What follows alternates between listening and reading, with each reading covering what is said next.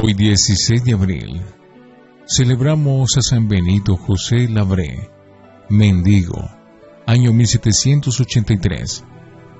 Si los vagabundos tuvieran un santo patrono, sería San Benito José Labré.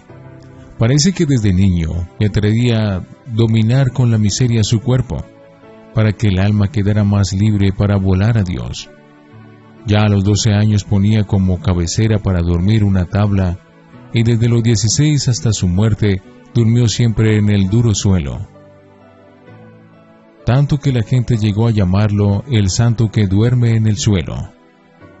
Nació en Ametes, Francia, en 1748.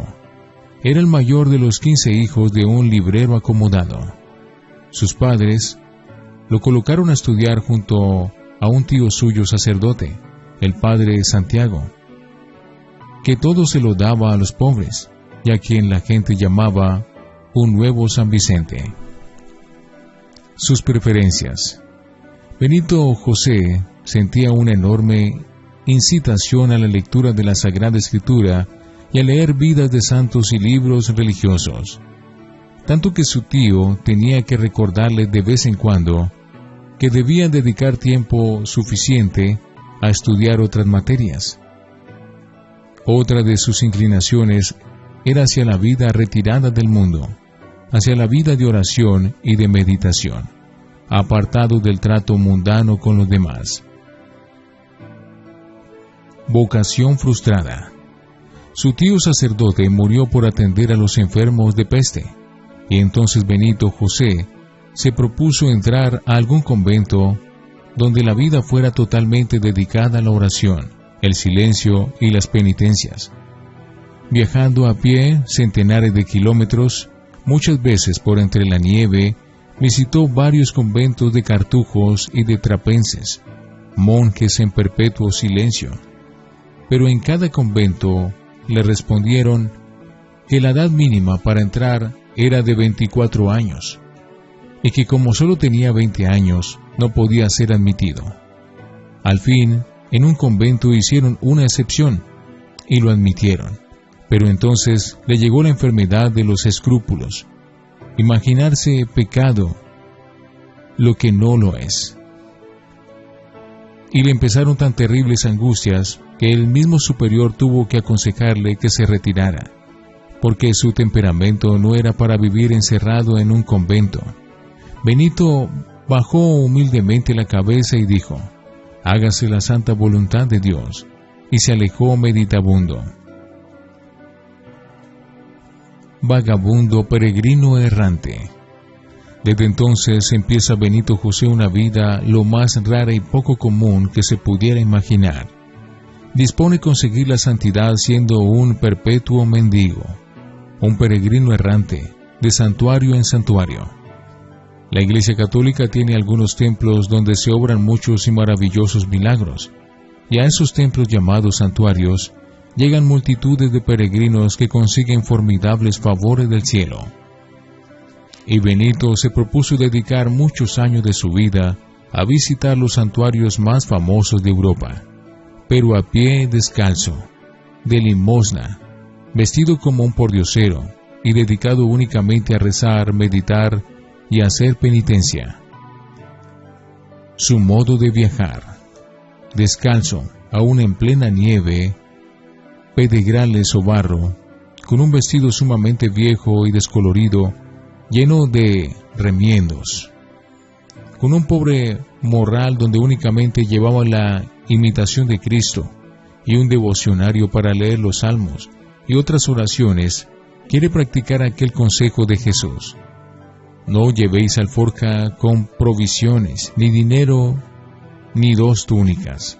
Marcos 6:8.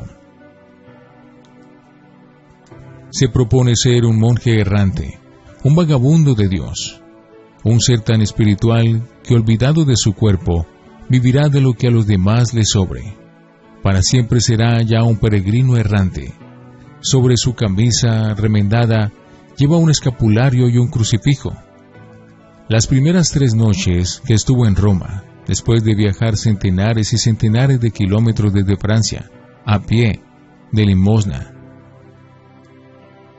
las pasó en un hospicio de pobres. Pero luego le pareció que eso era demasiado lujo para él, y en adelante dormirá siempre en la intemperie, en el quicio de una puerta, o debajo de un puente, o al abrigo de una escalera, a donde la noche lo sorprenda. Nunca aceptaba un lecho o una cama. Lo más que aceptaba era un costal para acostarse en él. Quería asemejarse a Jesús, que no tenía ni una piedra para recostar la cabeza.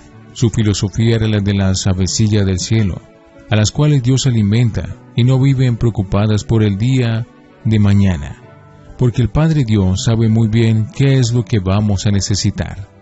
Las personas ordinarias al verlo sentían desprecio por él, y los orgullosos hasta le tenían asco, pero las personas muy espirituales sentían hacia él una honda admiración. Silencio perpetuo. Como si fuera un monje cartujo, por los caminos no hablaba con nadie, a no ser que sintieran la inspiración para decirle alguna palabra espiritual a alguien. Cuando le daban una limosna, que él nunca pidió a nadie, daba las gracias y buscaba a otros más pobres para dársela a él.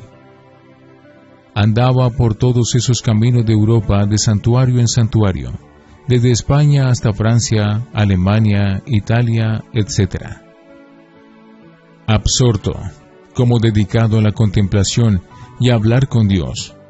Cuando llegaba a un santuario, se pasaba los días enteros orando allí ante la santa imagen. Cuando oraba ante el Santísimo Sacramento o ante un crucifijo, se le pasaban las horas sin darse cuenta, y a veces se elevaba varios centímetros por los aires. A un sacerdote que le preguntó de qué estaba compuesto él para ser capaz de soportar semejante vida, le dijo: mi cerebro está compuesto de fuego para amar a Dios. Mi corazón es de carne para poder tener caridad para con el prójimo.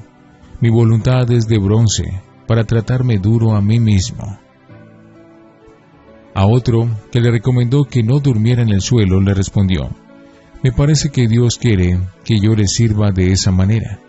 Los pobres dormidos en el lugar donde nos llega la noche. Los que ya nos acostumbramos a la pobreza, no necesitamos cama demasiado cómoda para dormir. Además, en este modo de vivir, siento más facilidad para comunicarme con el buen Dios. Las humillaciones. La gente le demostraba mucho desprecio, y nada deseaba él tanto como ser despreciado y tenido por nada. Pero nunca lo lograban despreciar los otros como se despreciaba él mismo. Un hombre le regaló un día una limosna, y Benito José se apresuró a obsequiársela a otro más pobre que él. El que le había dado la limosna creyó que eso era un desprecio y le pegó. Benito se dejó golpear sin pronunciar una sola palabra. En un santuario lo confundieron con un ladrón y lo sacaron a rastras del templo hacia la plaza. Él no se defendió.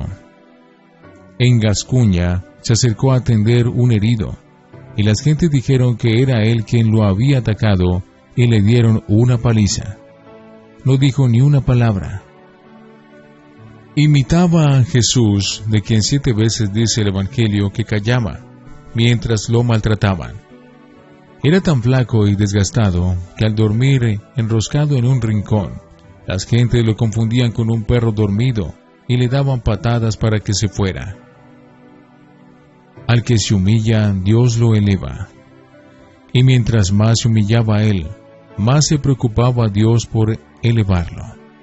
Su padre confesor, que al principio dudaba mucho de él, se fue convencido cada día más y más de que se trataba de un verdadero santo, y fue recogiendo datos para su biografía. Don Jorge Sitli, un convertido, vio un día que Benito José se acercaba a una mujer que lloraba porque su hijito agonizaba y le dijo: «Deja de llorar, mujer, que tu niño ya está bien». Y al colocar las manos sobre la cabeza del niño, éste quedó instantáneamente curado. Roma, su morada perpetua. Desde 1977, Benito se queda ya para siempre en Roma. Solamente sale una vez cada año para ir a visitar el santuario de la Santísima Virgen en Loreto. Esa visita no la deja de hacer sino cuando le llega su muerte. Su devoción preferida en Roma. Desde 1777, su devoción preferida será asistir a las 40 horas. Esa hermosa devoción que consiste en exponer la Santa Hostia, o sea, el cuerpo de Cristo, y dedicarse los parroquianos durante 40 horas a rendirle por turnos piadosa adoración. Donde quiera que en Roma hubiera 40 horas en un templo, allí estaba Benito José los 3 días adorando al Santísimo Sacramento, tanto que la gente lo llamaba el Santo de las 40 horas. El padre Daffini vio a Benito en el templo de los Santos Apóstoles, rodeado por un gran resplandor, mientras adoraba la Santa Hostia. María Poeti lo vio lleno de resplandores y elevarse sobre el suelo mientras adoraba al Señor en la Eucaristía. El padre Pompey, capellán de Santa María la Mayor, vio que sobre el corazón de nuestro santo se veían llamas mientras adoraba la Santa Hostia. Los últimos años pasaba los días enteros en los templos orando y por las noches iba a dormir en las ruinas del Coliseo. Final heroico. La debilidad lo obligó en sus últimos días a aceptar ser recibido en un albergue de mendigos de Roma, y allí su obediencia y su piedad llamaron la atención a los encargados. Benito era siempre el último en acudir a recibir su porción de sopa, y con frecuencia la regalaba a otro que tenía más hambre que él. A principios de la Cuaresma de 1783, adquirió un violento resfriado, y el miércoles santo, estando rezando en un templo, cayó desmayado. Muchos acudieron a socorrerlo, y un carnicero lo llevó a su casa para atenderlo. Le aplicaron la unción de los enfermos, y el jueves santo, 16 de abril, a la madrugada, pasó a la eternidad. Aquella mañana, mientras las campanas del templo de Roma repicaban en la ceremonia del jueves santo, su alma volaba a escuchar los repiques de la gloria en el reino de los cielos. Apenas se supo la noticia de su muerte, muchos niños empezaron a gritar por las calles: «¡Ha muerto el santo! ¡Ha muerto el santo!». Y un gentío enorme acudió a venerar sus despojos, y empezó una cadena admirable de milagros junto con las reliquias. Exactamente 100 años después de su muerte, en 1883, fue declarado santo por el Sumo Pontífice. Varios volúmenes de documentos en Roma comprueban su gran santidad. Este buen hombre sí que cumplió aquello que dijo Jesús: si el grano de trigo cae en tierra y muere, produce mucho fruto. Quiera Dios que como Él sepamos mortificarnos en esta vida para reinar para siempre en la eternidad.